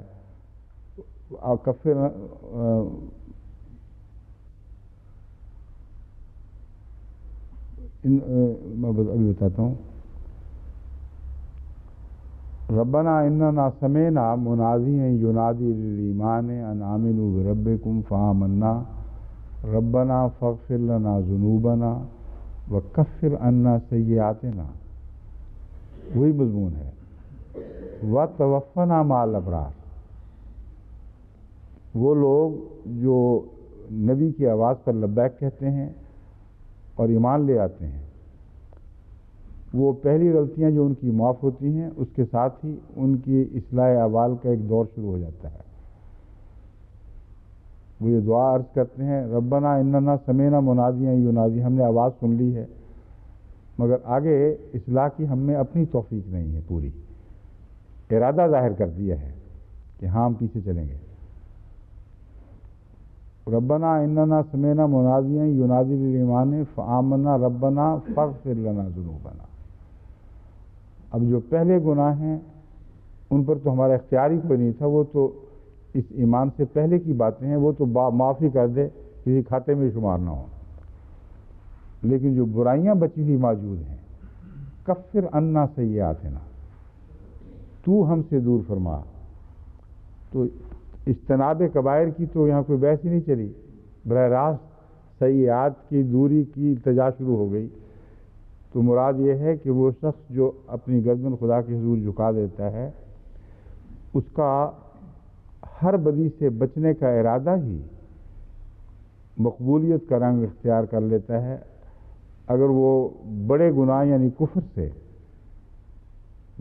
بچ گیا تو یہاں کبیر سے مراد کفر ہو گیا، یعنی اس منزل میں اس موقع پر کبیرہ گناہ کون سا ہے؟ گناہ کفر، یعنی امام وقت کا انکار کرنا۔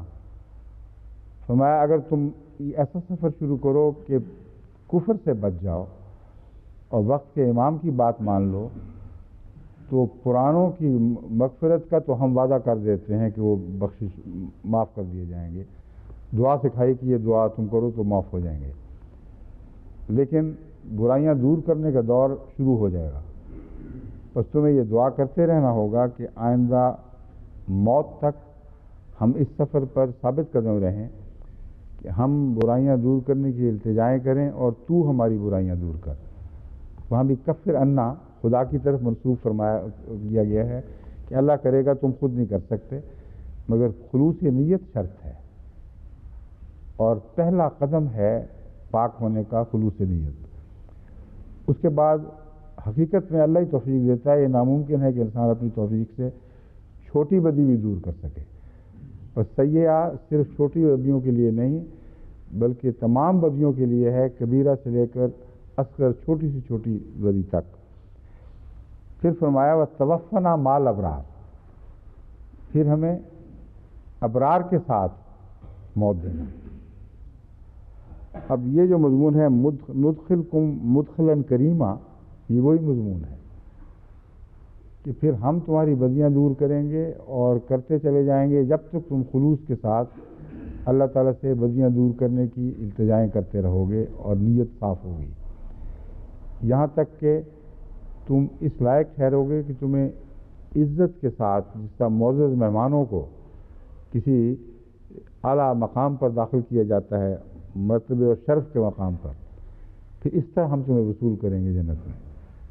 یہ مضمون ہے جو حقیقت میں یعنی ایک دائمی مضمون ہے، کسی شان نزول کی تلاش کی ضرورت نہیں، ان تفصیلی بحثوں کی ضرورت نہیں، کون سا گناہ بڑا ہے کون سا چھوٹا ہے، سارے مضامین اس مضمون کے اندر داخل ہو جاتے ہیں۔ وَلَا تَتَمَنَّوْا مَا فَضَّلَ اللَّهُ بِهِ بَعْضَكُمْ عَلَىٰ بَعْضٍ، اور تم تمنا نہ کرو اس چیز کی جس کی اللہ نے جس پر جو بعض پر تم میں سے بعض کے مقابل پر فضل فرمایا ہے۔ بعضکم علی بعض کا مطلب ہے بعضوں کے بالمقابل بعض دوسروں پر جو خدا تعالیٰ نے فضل فرمایا ہو، تو تم اس کی تمنا نہ کیا کرو کہ وہ دے جو اس کو دیا ہے۔ للرجال نصیب مما اکتسبوا، مردوں کے لیے حصہ ہے اس میں سے جو انہوں نے اکتساب کیا۔ وللنساء نصیب مما اکتسبنا، اور عورتوں کے لیے حصہ ہے اس سے جو انہوں نے اکتساب کیا۔ وصل اللہ من فضلہ، بس اللہ سے فضل چاہو جو اس کا فضل ہو۔ ان اللہ کان بکل شیء علیما، اور اللہ تعالیٰ ہر چیز کا علم رکھتا ہے۔ اس پر عمومی جو میری تشریح ہے جو میں سمجھتا ہوں وہ جس طرح پہلے کیا ہے، آخر پر میں پھر مختلف آراء کو بیان کرنے کے بعد پیش کروں گا۔ بہت واضح اور صاف سی بات ہے، مگر جب علماء جب گہری چھان بین کرتے ہیں تو لفظوں کی کرید کرتے کرتے کہیں سے کہیں نکل جاتے ہیں، اور بعض عجیب و غریب باتیں بھی تفسیر میں داخل ہو جاتی ہیں جن کو ان آیات میں داخل ہونے کا حق ہی کوئی نہیں، مگر چونکہ نیک نیتی سے انہوں نے کوششیں کی ہیں ان کی کوششیں بعض دفعہ غلط ہونے کے باوجود بھی ہمیں کئی قسم کی روشنیاں دے جاتی ہیں، یہ بتا دیتی ہیں غلطی کیوں کی گئی تھی، کن چیزوں سے احتراز کیا جائے تو غلطی انسان کرنے سے بچ سکتا ہے، بعض زائد مطالب ذہن میں ابھر آتے ہیں جو اس بحث کے بغیر شاید نہ ابھرتے، تو ان تفاصیر کو حقارت نہیں سمجھنا چاہیے، نہ باطل سمجھنا چاہیے۔ نیک لوگوں کی نیک کوششیں ہیں، اور نیکی کے ساتھ جو غلطیاں ہوں بعض دفعہ ان سے بھی فائدے حاصل ہو جاتے ہیں۔ اس تبصرے کے ساتھ جو ضروری ہے، ورنہ یہ سمجھا جائے گا کہ گویا پرانے بزرگوں کی بے ادبی ہو رہی ہے، میں اب ان کی تفصیلی بیانات آپ کے سامنے پیش کرتا ہوں، مگر پہلے حسب دستور لغوی بحث ہوگی۔ ایک شان نزول کی بحث یہاں بھی اٹھائی گئی، اور یہ شان نزول کی بحث ہی بہت ہی ایسی بحث ہے جس سے طبیعت سخت بوجھ محسوس کرتی ہے کہ اس بات کو اٹھا کر کہاں پہنچا دیا گیا ہے۔ ابو الحسن الواحدی فرماتے ہیں، قتادہ اور سدی لفظ ہے یا سدی ہے؟ سدی ہے، سدی کہتے ہیں اور قتادہ کہ جب یہ آیت نازل ہوئی للذکر مثل حظ الانثیین، کہ مرد کے لیے دو حصے ہیں عورت کے حصوں کے مقابل پر، تو مردوں نے کہا امید ہے کہ ہم آخرت میں بھی نیکیوں کے باعث ہمیں عورتوں پر فضیلت دی جائے گی۔ یعنی یہ عجیب و غریب خیالات مردوں کے دل میں پیدا ہوئے، تو جن عورتوں کے ساتھ انہوں نے رہنا ہے ان کا یہ ان کے دل میں ان کا احترام تھا، یہ جذبہ تھا کہ عورتیں ہم سے 2 درجے نیچے رہیں تو ہمیں بہت خوشی ہوگی اکیلے اوپر رہ کے، یہ خیال دل میں پیدا ہوئے، عورتوں کو فضیلت دی جائے گی، جیسا کہ ہمیں ان پر میراث میں فضیلت دی گئی ہے۔ حالانکہ وہ لفظ فضیلت کا غلط استعمال ہے، میراث میں جو 2 حصے بیان کیے گئے ہیں اس کی وجہ اقتصادی وجوہات ہیں۔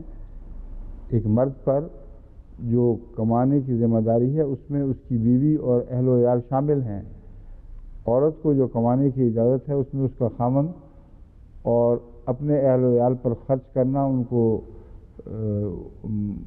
ان کی روزمرہ کی ضروریات کے لیے یہ فرض نہیں ہے، تو فضیلت تو عورت کو ہے وہاں جہاں تک آسانی کا تعلق ہے۔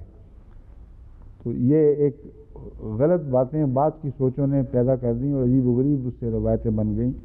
وہ کہتے ہیں انہوں نے یہ بھی کہا کہ ہماری دعا ہے کہ ہم اپنے عورتوں پر دگنا اجر وہاں جا کے ملے۔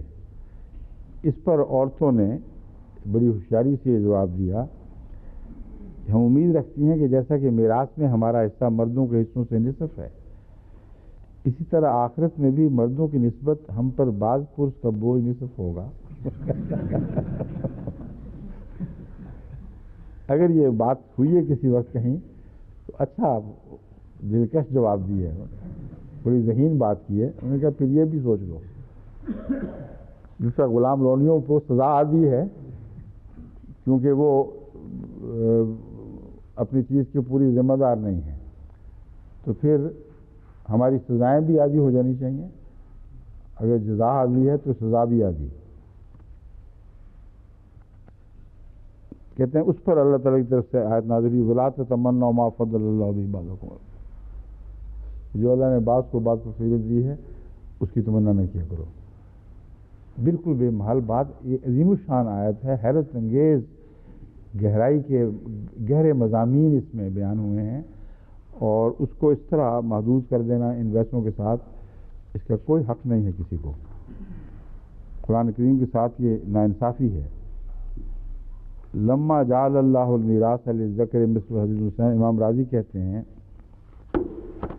کہ جب اللہ تعالیٰ نے مردوں کا حصہ عورتوں کے حصوں کے برابر قرار دیا تو عورتیں کہنے لگیں مردوں کا حصہ عورتوں کے حصوں کے برابر قرار دیا، تو عورتیں کہنے لگیں ہم زیادہ محتاج ہیں کیونکہ ہم کمزور ہیں اور وہ معاش کمانے کی طاقت رکھتے ہیں، تب یہ آیت نازل ہوئی۔ مردوں کے حصہ کے برابر قرار دیا کہاں ہے یہ ترجمہ غلط کر دیا کسی نے، جس نے لکھا ہے نا یہ، وہاں انہوں نے یہ نہیں فرمایا، کہتے ہیں لما جعل اللہ المیراث للذکر مثل حظ الانثیین، جب دو عورتوں کے برابر قرار دیا، یہ غلطی سے چھوٹ گیا ہے یہاں سے۔ جب مردوں کا حصہ دو عورتوں کے حصوں کے برابر قرار دیا تو عورتیں کہنے لگیں ہم زیادہ محتاج ہیں کیونکہ ہم کمزور ہیں اور وہ معاش کمانے کی طاقت رکھتے ہیں، تب یہ آیت نازل ہوئی۔ اب ایک اور موقع بالکل مختلف اور رنگ میں آیت ہوئی ہے، سوال اٹھایا ہے۔ پھر ایک کہتے ہیں یہ وجہ یہ بنی کہ ایک عورت حضرت صلی اللہ علیہ وسلم کے پاس آئی، کہنے لگی مردوں اور عورتوں کا رب ایک ہے، آپ ہماری طرف بھی رسول ہیں، اور باپ ہمارا ایک اور ماں ایک ہے، پھر کیا وجہ ہے کہ اللہ تعالیٰ مردوں کا جو ذکر کرتا ہے ہمارا نہیں کرتا؟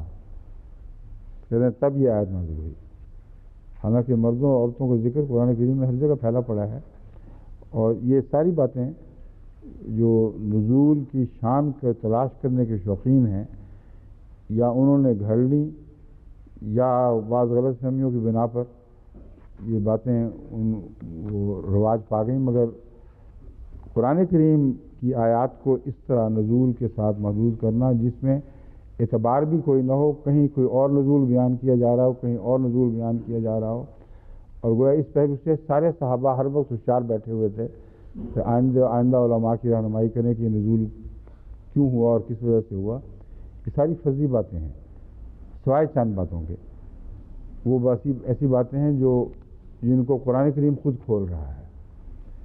شان نزول میں جہاں قرآن کریم نے شان نزول بیان کر دی، ہمارے لیے وہی کافی ہے اور وہی ضروری ہے، اس لیے قرآن نے کوئی بھی کوتاہی نہیں کی، جہاں بھی شان نزول کی ضرورت سمجھی ہے وہاں خود بیان فرما دی، جہاں نہیں ضرورت سمجھی وہاں ہمیں اپنی طرف سے شان نزول تلاش کرنا یا منسوب کرنا یہ زیب نہیں دیتا، یہ جائز نہیں ہے۔ قرآن کریم کے مفاہیم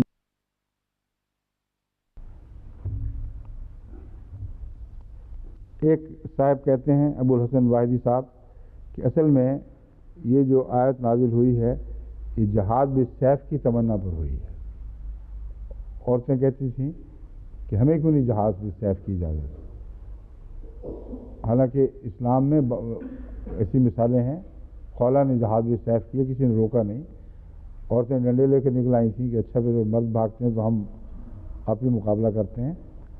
تو جہاد میں ان کی عملی شرکت تو کئی طرح سے تھی، جبکہ وہ زخمیوں کو دیکھ بھال کرتی تھیں، خطرناک مقامات پر جاتی، ان کو بچا کر لاتی، ان کے پانی پلاتی، ان کی مرہم پٹی کا سامان کرتی۔ تو جہاد اور کیا ہوتا ہے؟ جنگ میں جب فوجیں لڑتی ہیں تو جو خدمت کرنے والے حصے ہیں فوج کے وہ بھی تو لڑ رہے ہوتے ہیں ساتھ، اس لیے یہ بات ہی غلط ہے کہ عورتوں نے یہ تمنا کی کہ ہمیں کیوں جہاد بالسیف سے محروم رکھا گیا ہے۔ تو اس پر اللہ تعالیٰ نے فرمایا کہ ایسی باتیں نہ کیا کرو، ہماری مرضی ہے، جس کو چاہے فضیلت دے دیں، جتنی تم ہو اپنے دائرے میں رہو، بس کافی ہے۔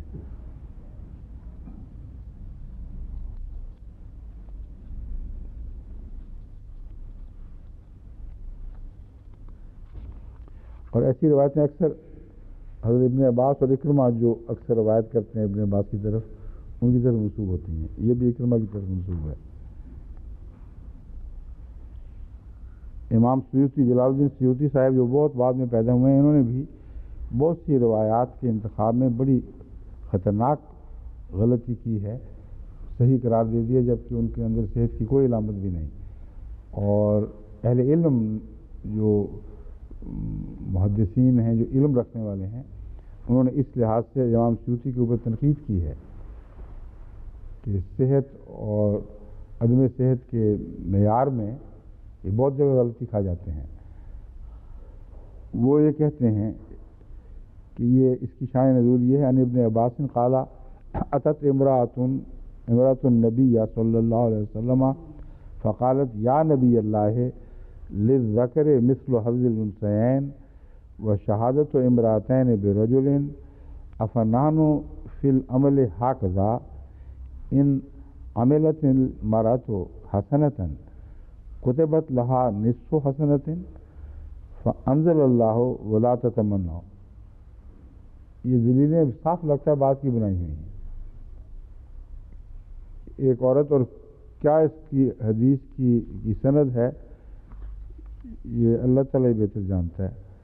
ابن عباس کی طرف منسوب ہو گئی، بس یہی کافی ہے. یہ جو تفسیری کتب ہیں یا تاریخی کتب، ان میں جتنی بھی حدیثیں اس طرح بیان ہو جاتی ہیں وہ محل نظر ہیں ساری.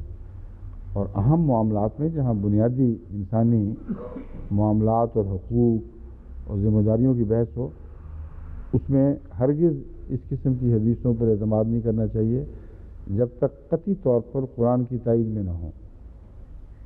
جب قرآنی استنباط اپنی ذات میں واضح اور کھلا کھلا ہو، اس کی تائید میں پھر ہمیں یہ بحث کی ضرورت ہی نہیں، اس بحث کی ضرورت ہی نہیں کہ وہ حدیث کس درجے کی ہے. ہر بات جو اس کی تائید میں ہے اور کچھ مزید روشنی ڈالنے والی ہے وہ آمنا و صدقنا کہہ کے قبول کر لینی چاہیے.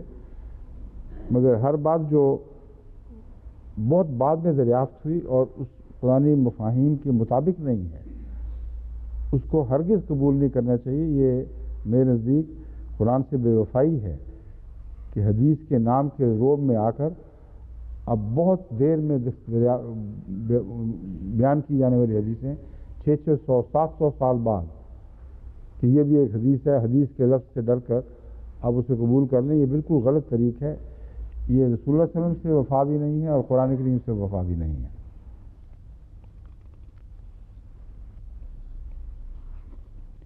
یہ کہتے ہیں کہ ایک عورت نے رسول اللہ صلی اللہ علیہ وسلم کی خدمت میں حاضر ہو کر یہ کہا کہ ہمیں ہم سے تو بدسلوکی گویا کہ ہو رہی ہے، وہاں بھی آدھا حصہ وہاں بھی آدھا حصہ، تو جو ہم عمل کریں گی اس میں بھی کیا آدھا حصہ یا ملے گا ہمیں؟ تو بجائے اس کے کہ رسول اللہ صلی اللہ علیہ وسلم اس کو یہ سمجھاتے کہ ہر شخص کو اس کے عمل کی پوری جزا دی جائے گی، یہ آیت نازل ہو گئی کہ تم مردوں کو اس طرح نہ دیکھا کرو، جو ان کو فریض مل گئی، تمہارا کوئی حق نہیں اس قسم کے اعتراض کرنے کا.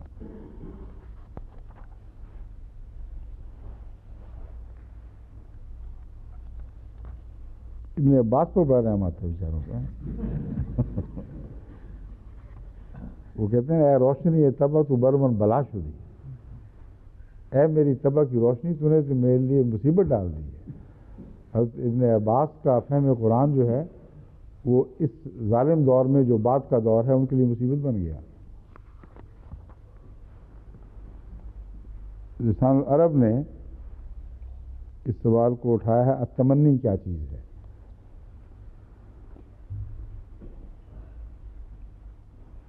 کوئی بھی مرغوب چیز جس کی خواہش کی جائے وہ تمنی ہے. اسی طرح حدیث نفس کو بھی تمنی کہا جاتا ہے.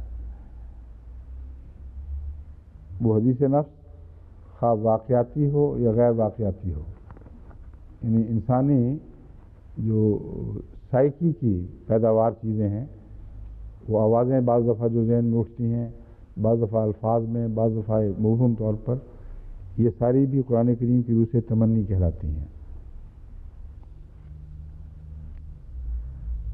انہوں نے تو یہ نہیں کہا مگر میں عرض کر رہا ہوں یہ ان کی بات بالکل درست ہے، کیونکہ قرآن کریم سے یہی ثابت ہے کہ تمام نفسی آوازوں کو بھی تمنی فرمایا گیا ہے. فضلہ کیا چیز ہے؟ زائد چیز.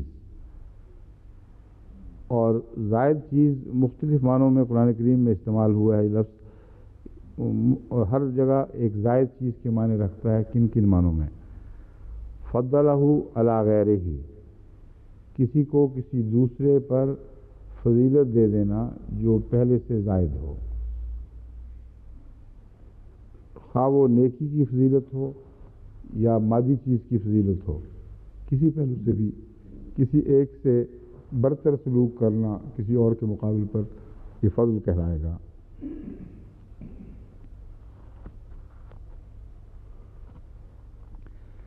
کسی کو مقام اور مرتبے کے لحاظ سے بغیر اس بحث کے کہ اس میں کیا خوبی ہے، دوسرے پر فائق قرار دے دینا، یہ بھی فضل کہلاتا ہے۔ یعنی یہ بحث نہیں اٹھائی کہ کیوں ایسا فضل کیا گیا، مگر جو عطا کرنے والا ہے اس کا حق ہے، کسی کو زیادہ دے دے، کسی کو کم دے دے۔ تو چیزیں دینے میں بھی فضل کا لفظ اطلاق پاتا ہے، اور مرتبہ عطا کرنے میں بھی فضل کا لفظ اطلاق پاتا ہے۔ اور الفضل الاحسان والابتداء به بلا علت اللہ، اور چونکہ فضل احسان سے تعلق رکھتا ہے اس لیے فضل کی کوئی علت ہونی ضروری نہیں ہے، کوئی دلیل نہیں ہونی چاہیے فضل کی۔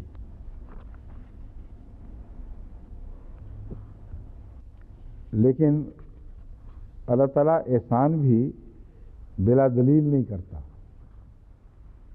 اور یہ مضمون قرآن کریم سے کثرت سے ثابت ہے کہ خدا کا احسان ایک ایسی اندرونی دلیل کا مضمون رکھتا ہے جس سے خدا کا کوئی فعل بھی بے وجہ قرار نہیں دیا جا سکتا۔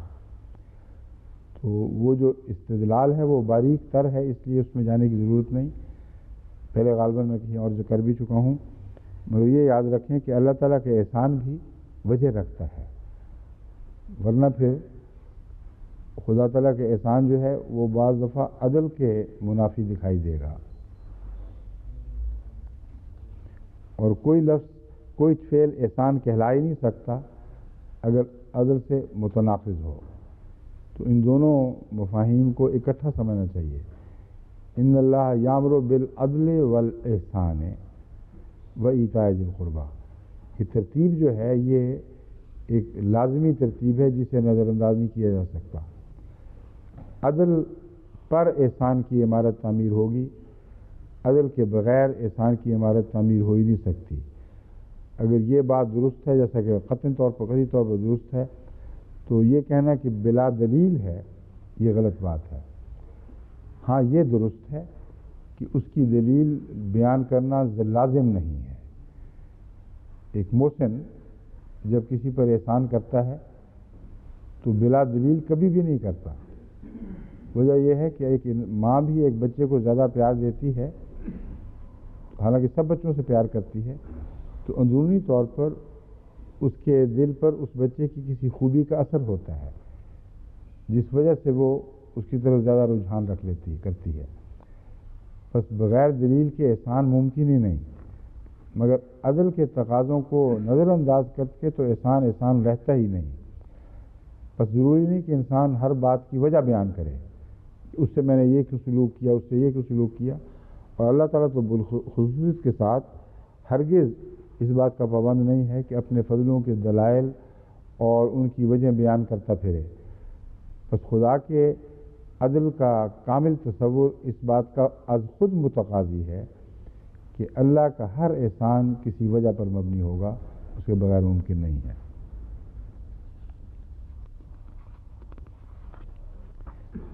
اور لسان العرب میں ہے الفضل ضد النقص، فضل یہ تقابلی خوبیوں کے سے الگ بھی ایک مضمون رکھتا ہے۔ ہر چیز جو نقص کے مقابل پر ہے وہ فضل کہلائے گی۔ یعنی کمزوری کسی قسم کی بھی ہو، اس کا اب برعکس کیا ہے، اس کمزوری کا نہ ہونا یا حمد۔ تو کمزوری کے مقابل پر جو قابل تعریف چیز ہے وہ فضل کہلاتی ہے۔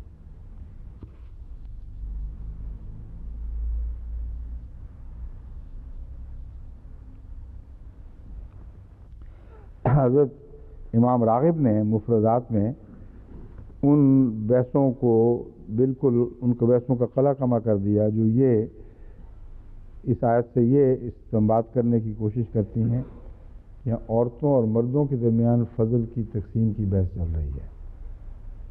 حضرت امام راضی فرماتے ہیں فَإِنَّهُ یعنی بما خص فیہ خص بہ الرجل من الفضیلۃ الذاتیۃ لہ والفضل الذی اوتیہ من المکنۃ والمال والجاہ والقوہ۔ وہ کہتے ہیں یہاں فضل کی بحث جنسی بحث نہیں ہے کہ ایک جنس کو دوسری جنس پر فضیلت دی جا رہی ہے، بلکہ ہر شخص کو، مرد کو جو دوسرے مردوں پر ذاتی فضیلت ہوتی ہے اس کی بحث ہے۔ یہ بالکل درست ہے، لیکن صرف مردوں تک محدود کرنا درست نہیں۔ میرے نزدیک یہ نقطہ جو ہے یہ حاوی ہے عورتوں اور مردوں دونوں پر برابر، یعنی شخصی فضیلتوں کے ذکر ہو رہا ہے، نوعی فضیلتوں کا یا جنسی فضیلتوں کا ذکر نہیں ہو رہا۔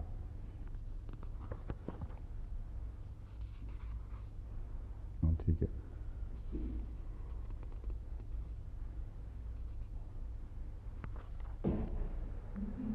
اقرب الموارد نے نسب و فلان نصیب کی بحث چھیڑی ہے، باقیوں نے بھی چھیڑی ہے، مگر اقرب الموارد کی بحث میں آپ کے سامنے رکھتا ہوں۔ کہتے ہیں نصیب کا لفظ کیا مطلب رکھتا ہے؟ قرآن کریم میں جو آیت ہم اس وقت نظر رکھے ہوئے ہیں، لِلرِّجَالِ نَصِیبٌ مِّمَّا اکْتَسَبُوا، مردوں کے لیے بھی حصہ ہے جو انہوں نے اکتساب کیا، عورتوں کے لیے بھی حصہ ہے جو انہوں نے اکتساب کیا۔ کہتے ہیں نسب فلان الشیء وضعہ وضعا ثابتا کنصب الرمح والبناء والحجر، عمارت اور پتھر کے کھڑے کرنے کی طرح کسی چیز کو گاڑنا یا اسے کھڑا کرنا نسب کہلاتا ہے۔ النصیب و الحظ، حصہ۔ اصل میں یہ جو لفظ نصیب ہے میرے نزدیک یہ انصاب سے تعلق رکھنے والی بات ہے۔ نیزے کو نصب کیا جاتا ہے، اور پرانے زمانے میں دستور تھا عربوں میں کہ نیزے کے ذریعے حصے بانٹے جاتے تھے، نیزے پھینک کر، تو اسی سے پھر لفظ نصیب بن گیا۔ یعنی نیزہ پھینکنے سے کس کے حصے میں کیا آیا، تو بعد میں یہ لفظ نیزہ پوری طرح اس سے الگ ہو گیا۔ وہ آغاز میں ایک معنی پیدا کرنے کی وجہ تو بنا ہے، لیکن دائمی حصہ اس مضمون کا نہیں بن گیا۔ بس نصیب حصے کو کہیں گے، جو بھی حصہ کسی کو کچھ عطا ہو اس ٹکڑے کو نصیب کہتے ہیں، اور اسی سے پھر لفظ مقدر میں نصیب استعمال ہونے لگا۔ جب یہ کہا گیا کہ ہر شخص کے لیے خدا تعالیٰ نے پہلے ہی سے کوئی حصہ مقدر کر رکھا ہے، تو ان معنوں میں اس کو کہتے ہیں یہ نصیب ہے اس کا، میرے نصیب ہی میں یہ بات تھی۔ تو نصیب کا معنی مقدر بھی بن گیا، لیکن اس تشریح کے نتیجے میں۔ پس نصیب کو عمومی معنوں میں اقرب الموارد کہتی ہے کہ حصہ ہی ہے، کسی چیز کا بھی حصہ ہو اسے نصیب کہا جائے گا۔ امام راغب کہتے ہیں کہ وہ حصہ جو مقرر شدہ اور طے شدہ ہو اس کو نصیب کہتے ہیں۔ انہی معنوں میں قسمت بھی نصیب کہلاتی ہے، انہی معنوں میں جو ہر وہ اجر جو ملتا ہے وہ ایک نیکی کے ساتھ وابستہ ہو کر اس کو معین کر دیتا ہے۔ بس ہر نیکی کا ایک ہی اجر نہیں، ہر نیکی کا اپنا اپنا اجر ہے، اور اس پہلو سے نصیب کہلاتا ہے کہ وہ معین جزا جو دی جائے وہ نصیب ہے۔ اور ٹکڑے کے معنوں میں بھی ہے، یعنی پورا دینے کی بجائے اس کا ایک حصہ۔ امام راغب فرماتے ہیں قرآن کریم کی یہ آیت اس معنوں میں ہے، الم تر الی الذین اوتوا نصیبا من الکتاب، کیا تو نے ان لوگوں کی طرف نہیں دیکھا جن کو کتاب میں سے محض ایک حصہ ملا ہے، یعنی پوری کتاب سے وہ استفادہ نہیں کر سکے، وہ تو بھلا بیٹھے یا پیٹھوں کے پیچھے پھینک دی، ایک ٹکڑا لے کر اپنا بیٹھے اسی کو چمٹ گئے۔